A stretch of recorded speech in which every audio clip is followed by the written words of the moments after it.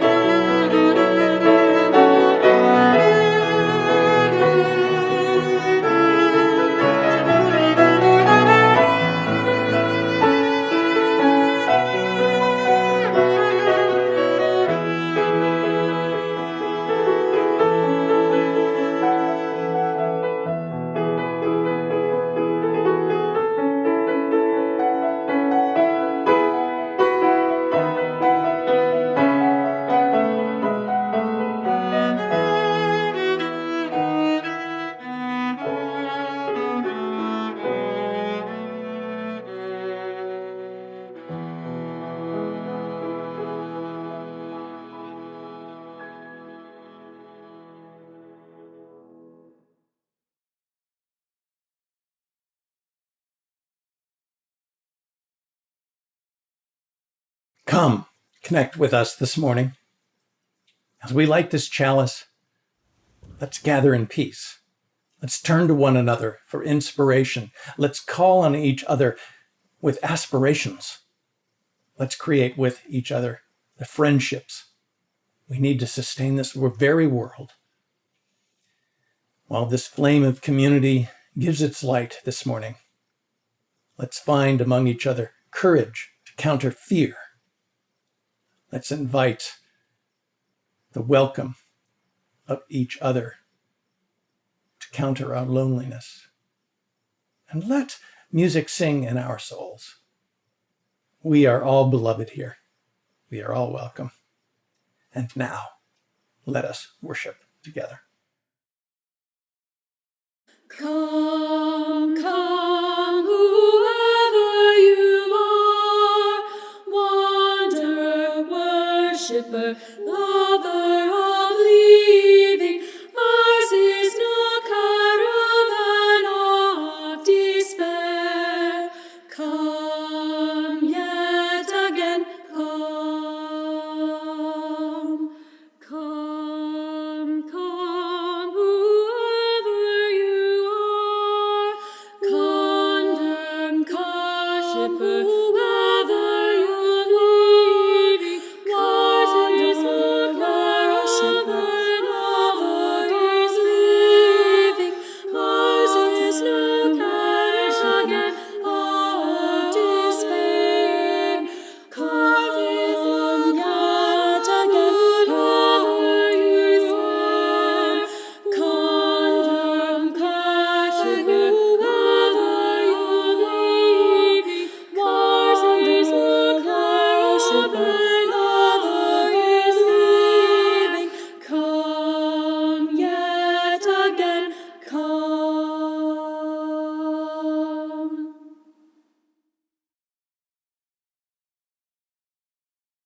Each week, the words of our affirmation remind us of why we come together and of the promises we make to each other and to our wider world.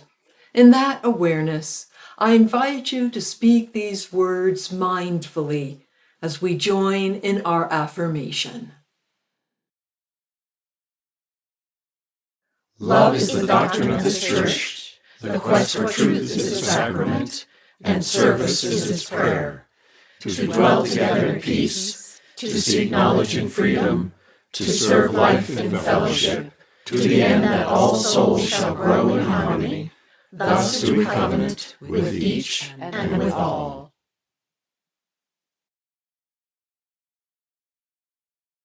Virtual candles have been lit this week for the people of Haiti and of Afghanistan. May we hold them in our hearts and share what resources we can. Our own problems may seem insignificant compared to theirs, but our everyday joys and sorrows are part of who we are and are woven into the journey we share. So let us take a moment now, as candles burn in our sanctuary, to bring to our minds and hearts whatever joys and sorrows, endings and beginnings, pain and beauty we carry with us this day. In a time of shared silence, may we know that there is strength within us. There are friends beside us. And there is a love all around us that will not let us go.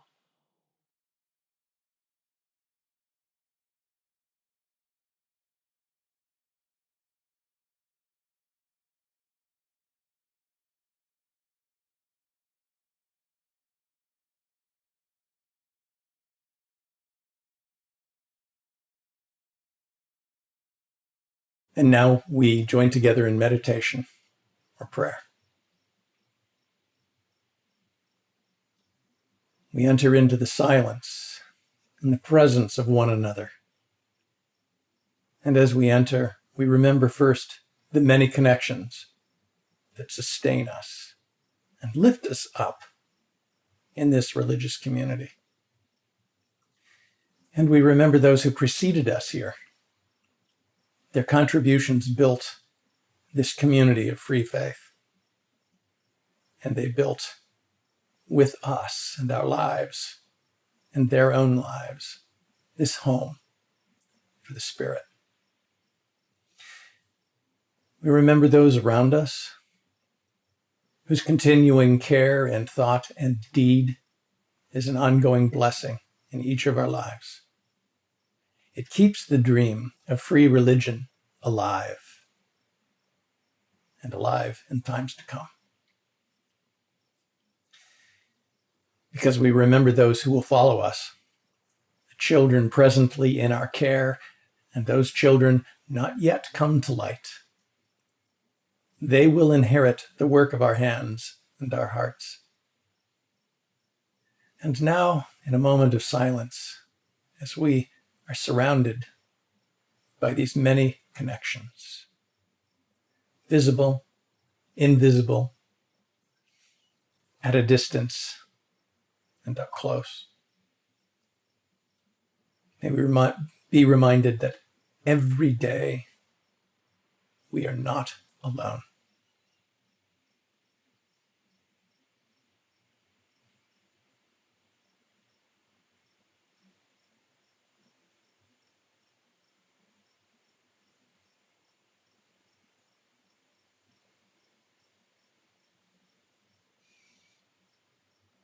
Peace be with us and with all under the sun. So be it. Amen. Blessed be.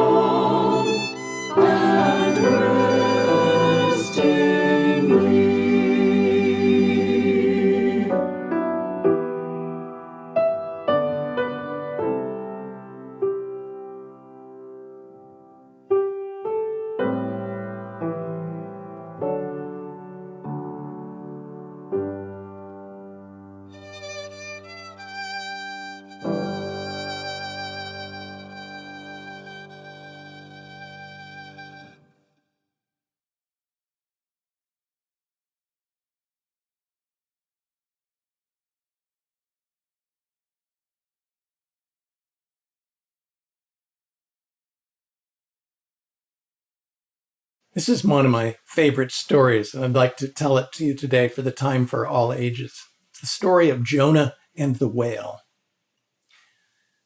Once upon a time, a long time ago, a farmer named Jonah was working in his fields, growing food. He heard God speaking to him, which surprised him. God said, "Jonah, go to Nineveh. You understand important things they need to hear. Go, be a prophet. Tell them they need to change their ways." Jonah was very skeptical and said, "Well, can't you send somebody else? I'm no good at this. I'm just a farmer. I'm no good at this kind of thing. Don't really want to go." "Jonah, go to Nineveh." Jonah went and talked to his partner. "I heard a voice. It said it was God. I should go to Nineveh. They need me to talk to them." Jonah's partner looked at him and said, "Seriously, you heard that?" "Well, yeah." His partner said, "Man, if you heard God telling you you need to go, you should go." Jonah said, "I don't want to go." His partner said, "Doesn't matter if you want to go. It's important. It matters a great deal that you go. Come on, get going." Jonah collected his shawl, his clothes, his traveling gear, and went down to the harbor. There was a boat that could take him to Nineveh. But Jonah didn't get on the boat to Nineveh. He got instead onto a boat to Tarshish. Why you would do that, I don't know. Maybe because he didn't want to go to Nineveh, really. The boat to Tarshish sailed out into the Great Sea. And as soon as the boat got out, a great storm came up. Big waves, splashing winds and rain. The sailors and the captain were all very frightened about what was going on. They started throwing cargo overboard. They were afraid their ship was going to sink. The captain looked for Jonah, realizing the one passenger they had wasn't on board. He wasn't on the top deck. He went down and found him at the bottom of the boat, hiding. Pulled him up to the deck and said, "Pray to your gods. If we need all the prayers we can get, we're going to die in this storm." And Jonah said, "I think this is my fault." "What? What do you mean it's your fault? I was supposed to go to Nineveh. I got on this boat instead." "Well, just pray," said the captain. He said, "I think you can solve this by throwing me over." The captain looked at him and said, "Throw you into the ocean?" The captain looked at the sailors and they were like, "Oh, that's not something they wanted to do. These were good people." But then a big wave crashed over the boat and they picked Jonah up and they threw him into the water. A great whale came up, swallowed Jonah whole. Right into the belly of the whale Jonah went, along with a lot of fish guts. Jonah had to sit in the fish guts for 3 days and 3 nights, and it was very gross, and he did not like being there. And finally he said, okay, I'll go to Nineveh. I'm sorry I got on the boat to Tarshish. I'll go to Nineveh, I promise. The next thing he knew, the whale suddenly was on the edge, on a sandy beach, the edge of the Great Sea, and it barfed Jonah straight out onto the sand, along with some fish guts. Jonah stood up and looked around him, and he realized there was Nineveh, just a couple miles up the hill. He looked back, kind of hopeful maybe that the whale hadn't left yet. He thought about getting back in, but the whale was gone. So he went to Nineveh, and he walked into the great city, and he began speaking to the people that they needed to change their ways, that they were being cruel to one another. They were ignoring the beauty of life. They were just in their own anger and sadness. And he said, you don't have to live this way. You can live different. And he was preaching it really well. And, usually, I don't know how it is for you, but, you hear somebody preaching on a street corner. Sometimes you kind of listen, but you're like, yeah, I don't know. Well, in those days, things were slightly different, especially because as they gathered around him, they could smell the fish guts. And somebody said, do you really think, do you believe what this guy's saying? And the other guy said, I think he's a prophet. He's a prophet? What do you mean he's a prophet? Look, he's covered in fish guts. What else would a prophet do? Oh, everybody said, yeah, covered in fish guts. That's pretty weird. Word got back to the king of Nineveh. There's a guy covered in fish guts who's making prophecies. We're doing things wrong. The king was like, ugh. He went down and listened to Jonah, and sure enough, the heart The king was moved by what Jonah was saying. So the king decreed that there would be a day of repentance, a day of thought. Everybody was to put on their worst clothes and sit on the ground and think about how they'd been living and think about Jonah's words. Everybody was sitting down, and Jonah was kind of disgusted and just stalked up to a hill that looked over the city. And after a day, the people of the city had indeed started to change what they did. They were being kinder to one another. They seemed happier. They were singing. Jonah could see them being kind and singing, and he thought, they didn't listen to me at all. He said, God, you should just destroy the whole city, smite it with lightning bolts and destroy it. And God said to Jonah, Jonah, look at them. They're happy. They're treating each other well. Why would I do that? Plus, there's thousands of cows and children there. No, I'm not going to destroy it. Jonah, there's another way to be. It's interesting that the story ends right there. Why do you suppose that is?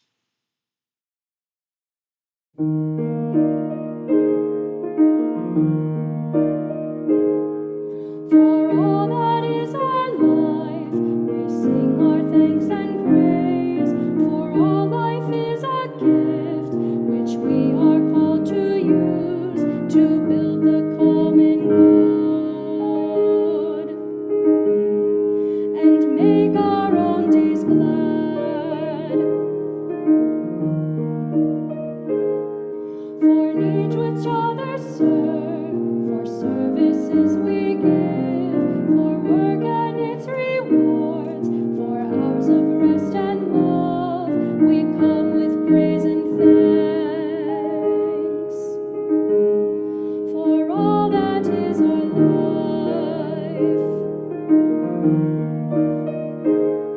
for sorrow we must bear, for failures, pain and loss, for each new thing we learn, for fearful hours that pass, we come with praise and thanks. For all that is our life, for all that is our life, we sing our thanks and praise. For all life is a gift, which we are called to use to build the common good and make our own days glad.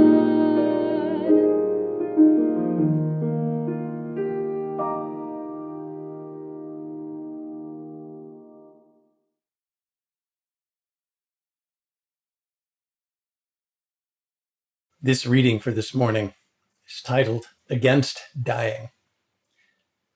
The poet, Kaveh Akbar, was born in Tehran, Iran.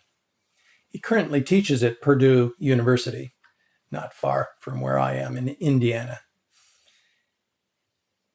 Akbar writes from the perspective of a Muslim.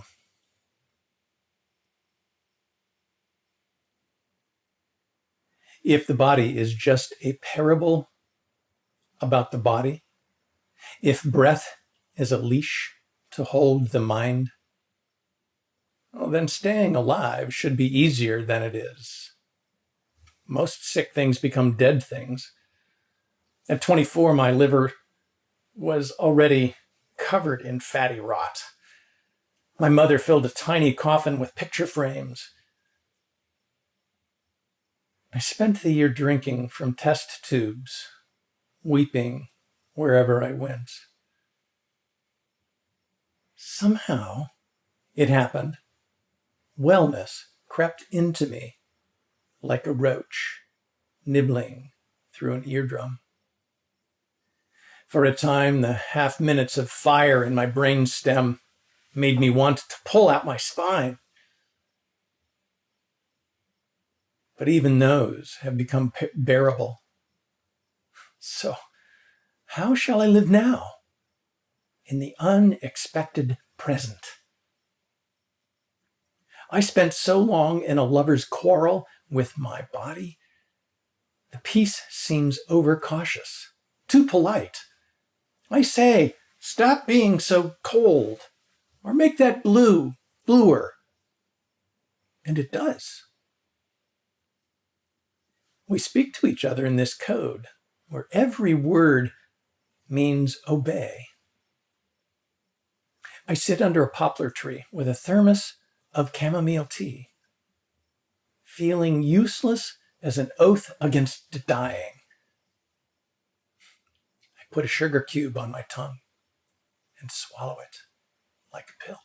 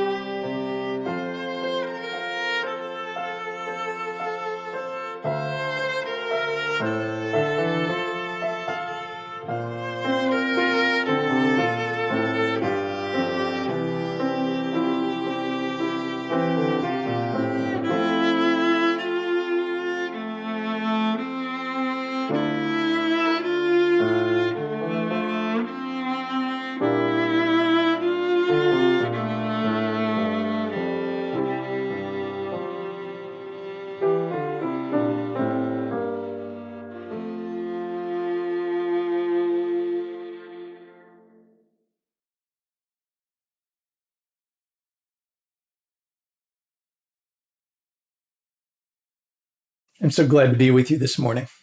I'm Joel Miller. I'm currently the Interim Minister in Indianapolis at the All Souls Unitarian Church. Nice to be with you in Los Alamos.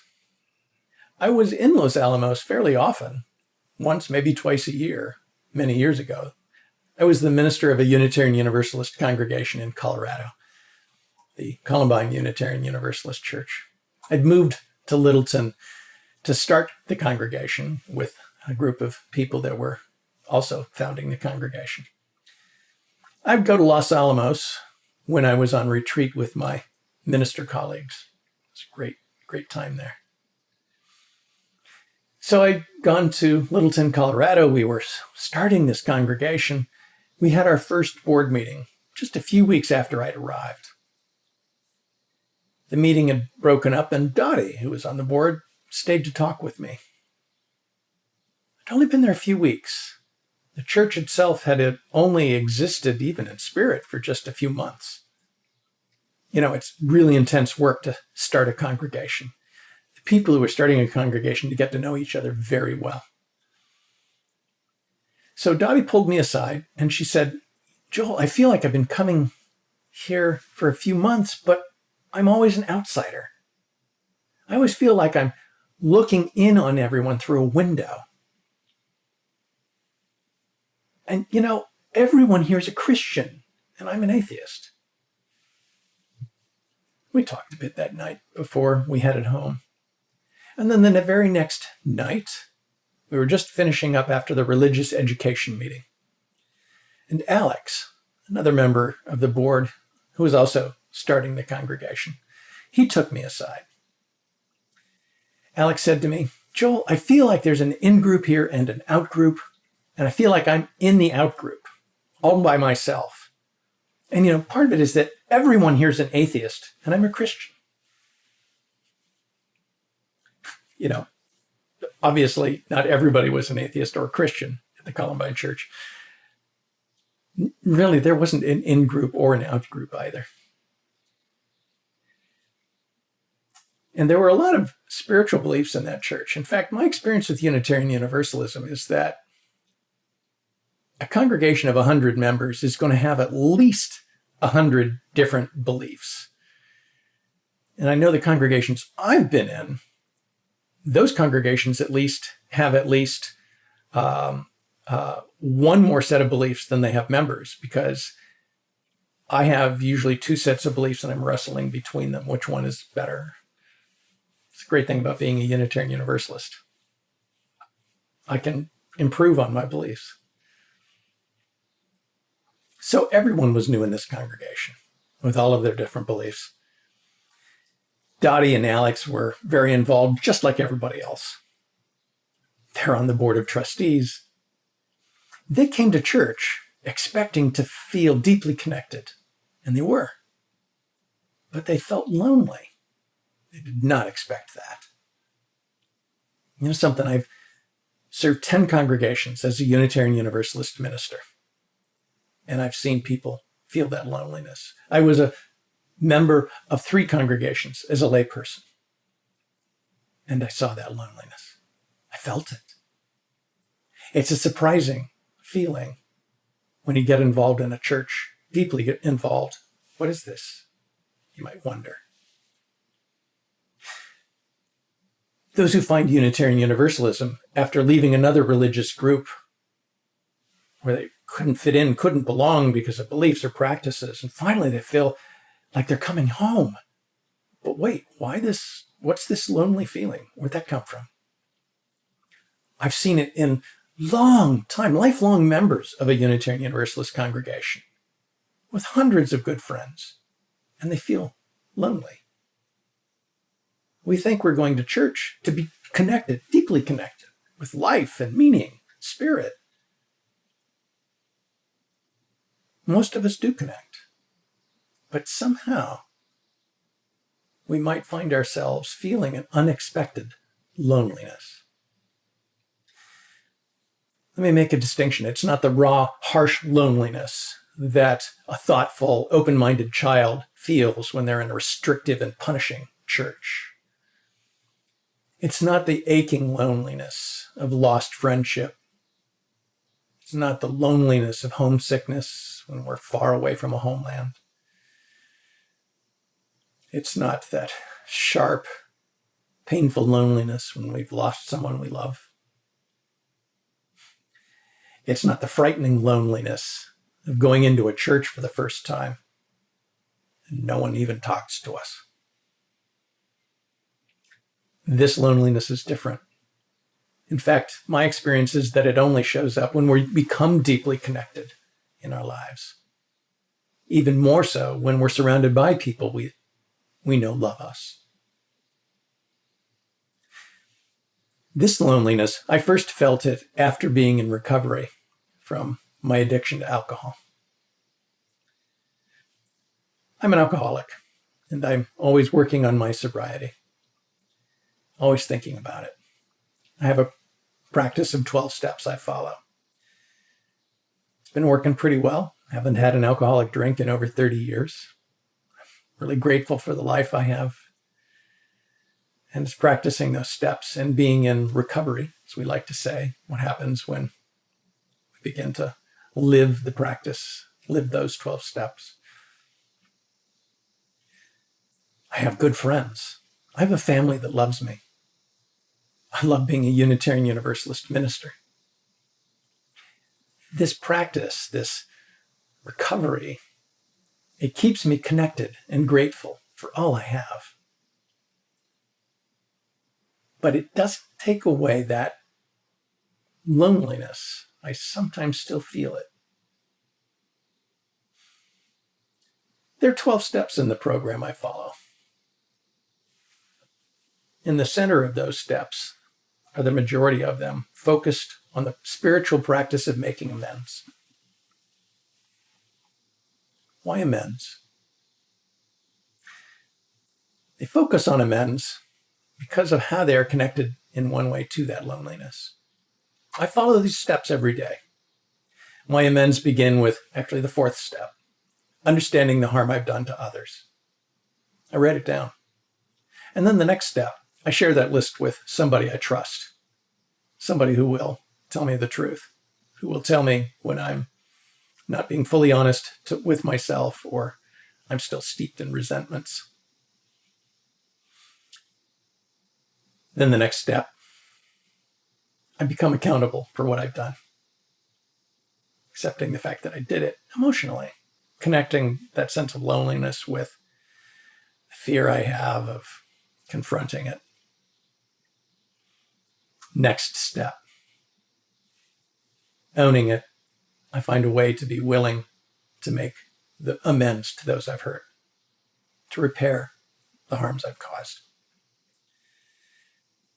Then I think hard about what are the needs of the people I'd like to make amends to. Because the steps I'm telling you about, they're not about my getting a reward, my getting to feel all better. They're about repairing the relationships I have with other people, renewing the connections, repairing the harm I've done.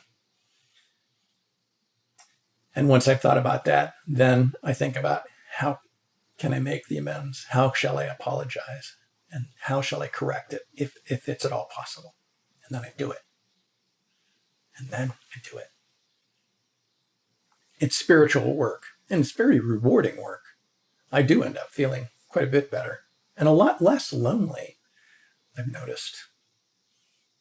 It's important, though, that in the doing of it, the practice of it, it's one way. I don't get to go to other people and say, well, I harmed you, but here's how you harmed me. It's not how it works. I don't get to demand forgiveness. What I do is become accountable and recover the integrity of my own life. My own life is reconnected to itself. And if I'm lucky, I'm reconnected to others. And I notice that odd loneliness is diminished. For me, the story of Jonah it's one of my favorites, perhaps because it reminds me of myself more than I'd like to admit. I love telling it, especially when there are children to hear it. And I love telling it because it reminds me that, I've run from things I've known I should do. Life has called me to do things, and I have not found a way to say yes. Life keeps coming back after me and sometimes swallows me up. And I've had those moments when I feel like I'm in the belly of a whale, especially those moments when I'm too afraid to start thinking about harms I've caused or being accountable for my life, or maybe just being resentful. Resentful, actually. Lately, the thing I've really been struggling with is I fume at the deeds of other people. For me these days, it's the big, powerful guys, Vladimir Putin or Xi Jinping or Donald Trump, or the guys who put Donald Trump in power, like, never mind. Really, I spend way too much time on these guys. I resent them. I'm mad at them. But you know what happens then? I'm spending all my energy on other people and how much I hate them. And then I go on to hate the people who put them in power. I hate the people who vote for them. I don't like who I become when I behave like that. It makes me ugly. It makes me much like a fellow who's covered in fish guts and has just gone grocery shopping. As soon as I'm wishing for the universe to strike that Donald Trump with lightning bolts, I'm not the person I want to be. And the voice reminds me, the voice in my head, the universe, my practice reminds me, there have been times, Joel, you've been just as deserving as that cosmic lightning strike. Maybe I want to rethink that. We all have our moments. The thing about resentments is that having them is like drinking poison and expecting the person I'm hating will die. Just useless. Just hurt myself. So this making amends. It's the hardest spiritual work I've had to do. And I find that the self-evaluation I have to do to make amends is painful, has to be honest, has to be deep. I have to confront the most unattractive fish gut covered parts of my soul. So I can relate to Jonah going to Tarshish instead of Nineveh. I've had my own moments when my version of sailors on the boat have thrown me off the boat, and I found myself swallowed whole. I've dwelt in the belly of a whale for more than 3 days sometimes, maybe even some years, covered in those half-digested fish guts, stewing in my own resentments. And I can even relate to Jonah's resentment at having to go to Nineveh. And there he goes in rotten fish. It's hard to apologize to someone I've hurt. It's hard to really listen to others who have something hard to say to us. And then accepting the opportunity from someone to mend what they have lost, to actually make a difference, to fix it maybe even. Makes me feel like I'm covered in rotten fish. This spiritual practice turns my soul outward. I don't get to sit in judgment of others. Making amends has no room for judgment, stinking in resentment at others, wishing for them the wrath of the gods and lightning bolts from the sky. The hand of a god smiting Nineveh in vengeance because you don't like what's going on. So I do these steps, and I find they bring me hope and joy. They reopen me to connection, partly because I'm so relieved at mending what I've broken, and because doing it shows how our seventh principle isn't just nice words. When I break a connection, I really do feel it. I think we all do. It's a harsh, lonely, existential feeling, outside looking in at life. Making amends mends the lives of others. And that in turn does mend my own soul and mends the soulful connections I have with everything. It's like washing off the fish guts. Dottie lamented how she felt like she was outside looking in. She was as in as anybody in that church could be.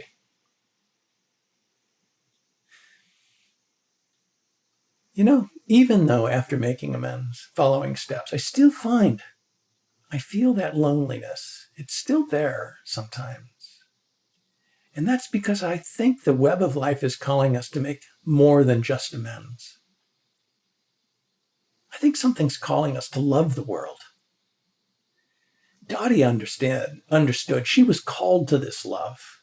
It was a love so powerful, she helped start a church in a spiritual tradition she barely knew. In a spiritual tradition, yes, where she could be an atheist, but also a tradition where there were people who were not atheists. Not easy for Dottie. The call started as an unexpected loneliness for her. She and Alex and all of us came to find that it was an open call to love, to life, to something more. I learned to be open to the call with those steps I described, seeking to make amends, to be accountable for the life I live. But then in hearing it, there's a love that speaks to us through that unexpected loneliness. Something's calling to us. A love to mend our broken relationships with the web of life itself, maybe. Every moment of life is a chance to answer this lonely message, to mend the world with love through service and searching for truth with compassion. Every moment is an opportunity to realize, oh, maybe there's something about fish guts going on, and then to wash it off and reconnect. This living tradition of ours tells us that the spirit of life and the spirit of love are calling to us, always calling to us. Let's gather to answer that call and answer it with our lives, to be guides in living in love to a world that needs it desperately, to live lives that are in service to all and all that is. And by the truth that mending any life is mending our own lives.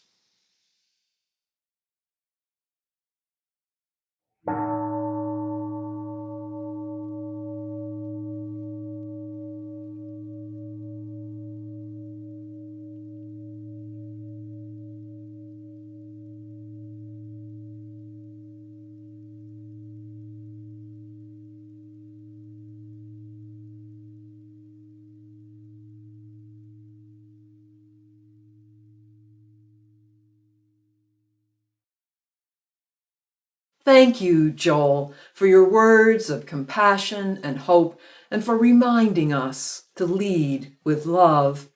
Next week, our speaker is the Reverend Sonia Sukalski, who grew up here in Los Alamos and now ministers in California. Her theme will be creative resilience. Because of the changing COVID situation, our church board has decided to suspend in-person Sunday services and return to online-only video worship. For now, small groups may still meet in rooms they've reserved at the church, and restrooms may be used by groups meeting outside. Masks must be worn by everyone when in the building. The board will be watching COVID data closely and hopes that we will be able to reopen soon. Meanwhile, join us online. Services are available on our church website and on our YouTube channel beginning at 10:30 on Sundays.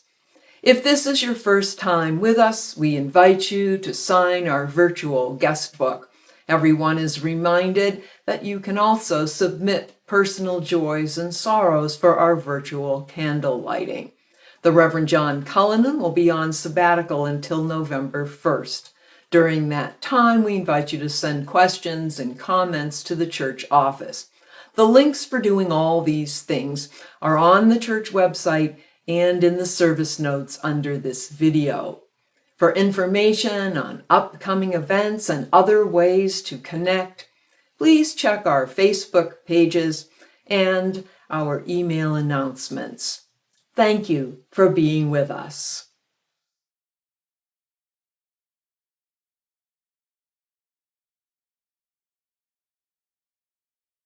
Together, we strengthen our hope that hand in hand and heart to heart, we can create a better world.